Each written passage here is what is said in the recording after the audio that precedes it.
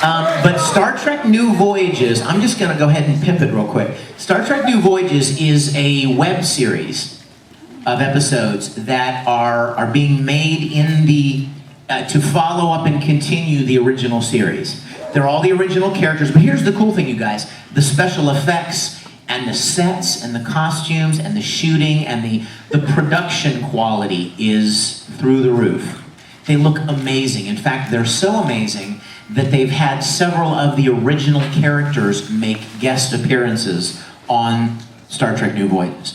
For instance, the guy that played Sulu, George Takei, he plays Sulu in an episode. It's amazing. He comes back and he's like this warrior. It's amazing. He got stranded on a planet. Now he's old, but he's like got this long hair and he really looks incredibly cool. And then there's another one where Chekhov comes back and they got the original actor, Walter Koenig, to play it. Nichelle Nichols, who played Uhura. I mean, they're really good. So I'm not going to take any more time except to say this. Last year, I played a character in one of them on screen. And this year, coming up, I'm not only playing a bigger role in the episode, but I'm directing the episode.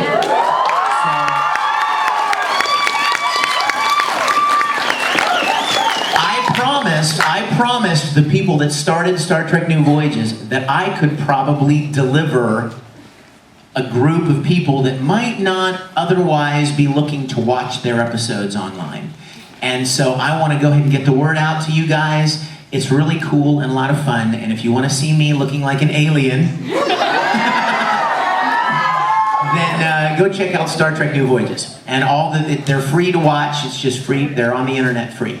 Okay, let's spend as much time talking to you guys as possible, because I am so jazzed that you're here, and I want to take as much of this time as we can to get questions and answers, okay? So if you have a question, raise your hand like you. Sorry. If you were dressed as Edward and singing a Vocaloid song. What? Miku? Hatsune Miku. Oh, is that one that Romy sang? Is that one that the original voice actress sang? She said, what if I, are you asking, what if I was dressed as Ed and singing a song? People would run in terror. Because this is what Ed should look like. Not an old guy. Who is, by the way, extremely tall. Question. Who's got a question? Yes. What was it like to play Dark Mousy? Oh, we love Dark Mousy. Dark is just plain sexy. No, I love that show. I would love to see that show on television. I don't think it'll ever will be because they've already released it, but I just loved that show. And one of my favorite parts about that show was the commentary. Did you guys watch the commentary? Because what I love about the commentary is that I had never met Kevin Korn before. He was a little kid, when I say little kid, I mean like 15. Who, I know, you're like, hey, I'm 15.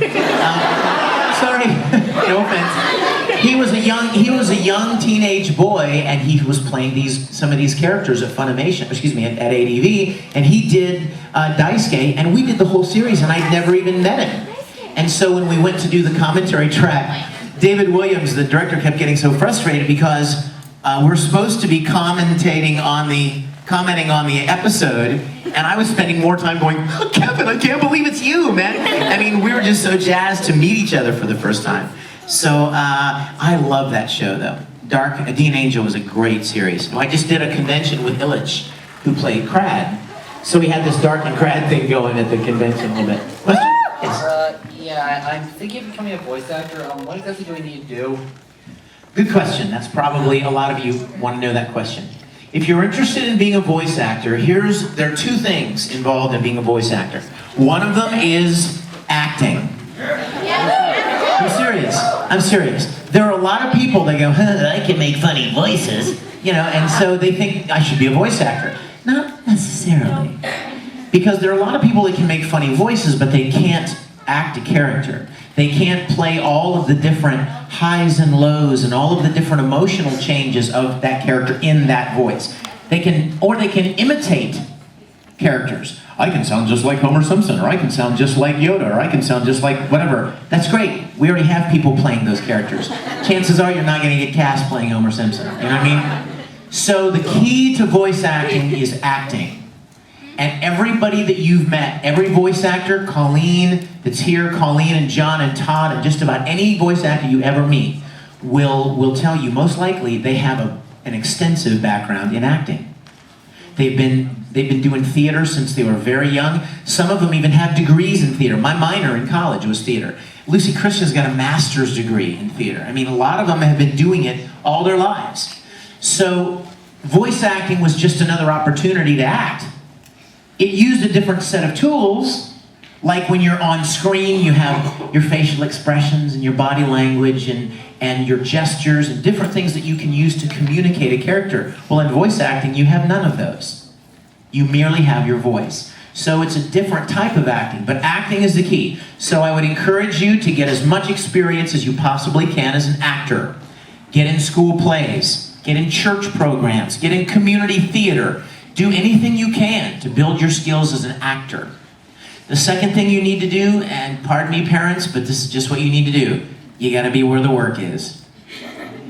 You could be the greatest actor, the greatest voice actor in Rochester, New York. But I don't know that they're dubbing any shows in Rochester, New York. See what I'm saying? So you kind of have to be where the work is. And that is 5 different locations. Vancouver, Canada, Los Angeles, some in New York, some in Houston, and Dallas, Texas. That's really the main places where this kind of work is done. Now, I'm not encouraging any of you to run off and try to, I'm gonna move to Dallas and become a voice actor. Don't do that. Don't do it. Train yourself to have skills and things that you can do to get a job. And if, when you get old enough and your parents, are kind of behind you, or once you're old enough to be out from underneath their responsibility and they're taking care of you, if you want to try that, that's what you need to do. You need to go where the work is. Now, without being a wet blanket, let me tell you, back when I started, it was very small. I mean, anime was such a small little thing.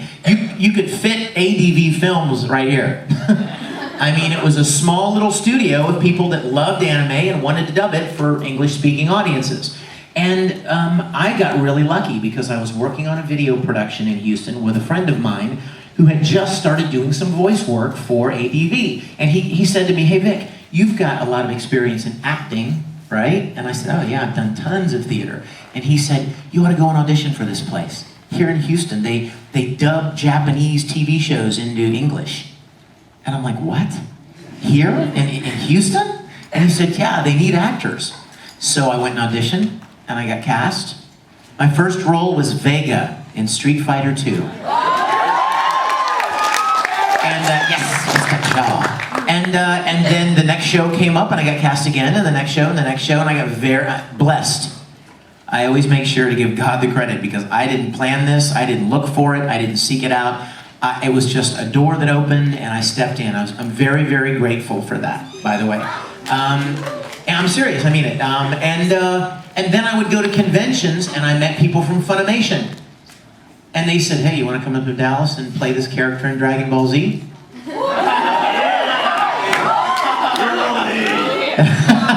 Yeah. Oh.